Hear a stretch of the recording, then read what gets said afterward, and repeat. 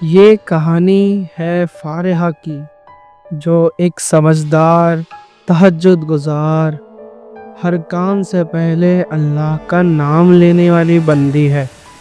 اس کا گھر ایک پرانی بستی کے کنارے ہے اور اس کے بغل میں جو ہے ایک بند کمرہ ہے جس میں کوئی نہیں جاتا۔ پرانے لوگ کہتے تھے اس دروازے کے پیچھے وہ ہے جسے کبھی بند کر دیا گیا، ایک قسم کے ساتھ۔ جی ہاں ناظرین، آج ہم بات کرنے والے ہیں جن کی قسم توڑنے کی سزا، فارحہ کے بارے میں۔ فارحہ نے کبھی دھیان نہیں دیا اس کمرے پر جسے کبھی بند کر دیا گیا تھا، ایک قسم کے ساتھ۔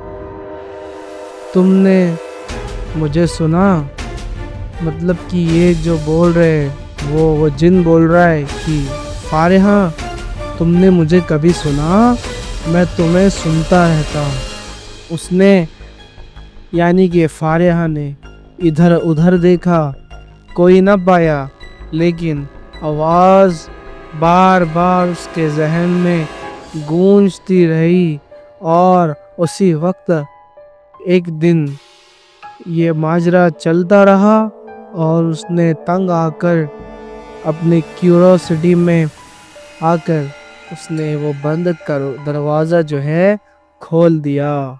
اور کیا ہونا تھا، جیسے ہی دروازہ کھلا اسی وقت ہوا تیز چلنے لگی، ہر چیز ہل گئی اور ایک پرانی دھونی سی بو ہوا میں پھیل گئی۔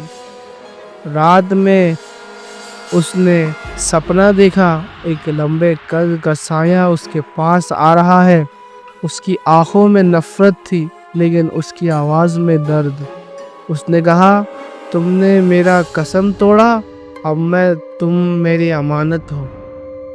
صبح ہوئی اور فارحہ اٹھتی تو اس کی آنکھیں لال ہو چکی اور ہاتھوں پر جلنے کے نشان بھی تھے۔ اس کے ماں نے روحانی علاج کے لیے ایک بزرگ کو بلایا اور بزرگ نے فرمایا اس نے ایک قسم کھائی تھی، یعنی کہ اس جن نے اگر کوئی انسان اسے آزاد کرے گا نا تو وہ اس کی روح پر حق جمائے گا۔ فارحہ نے کہا، میں نے جان کر کچھ نہیں کیا، میں تو صرف جاننا چاہتی تھی کہ اس دروازے کے پیچھے کیا ہے۔ اس بزرگ نے کہا، جن بھی محبت کرتے ہیں فارحہ، لیکن ان کی محبت انسان کے لیے فتنہ بن سکتی ہے۔ اب تو صرف دعاؤں سے نہیں، صبر اور تقوی سے ہی بچے گی۔ جب اس بزرگ نے سورہ الرحمن پڑھی نا تو پورا کمرہ ایک نور سے بھر گیا، لیکن جن نے چیخ کر کہا، اس نے مجھے آزاد کیا ہے، اب اس کی روح پر میرا ہی حق ہے۔ فارحہ نے آنکھوں میں آنسو بھر کر صرف ایک بات بولی، اگر میری غلطی سے تم آزاد ہوئے ہو نا تو میری معافی سے واپس جاؤ، میں تمہاری نہیں ہوں، میں اللہ کی بندی ہوں۔ یہ سن کر جن کی روح چلا اٹھی۔ یہ لفظ جو فارحہ نے ابھی ادا کیے، اس سے اس جن کا کلیجہ سہن گیا اور اس نے کہا، انسان نے مجھے پہلے قید کیا، اب تم مجھے آزادی سے رہا کرنا چاہتی ہو؟ تو فارحہ نے کہا کہ لیکن جب فارحہ نے خود سورہ اخلاص پڑھی نا تو اس جن کا سایہ دعا بن کر ہوا میں گھل گیا اور اس کے بعد کبھی کسی نے وہ دروازہ نہیں کھولا۔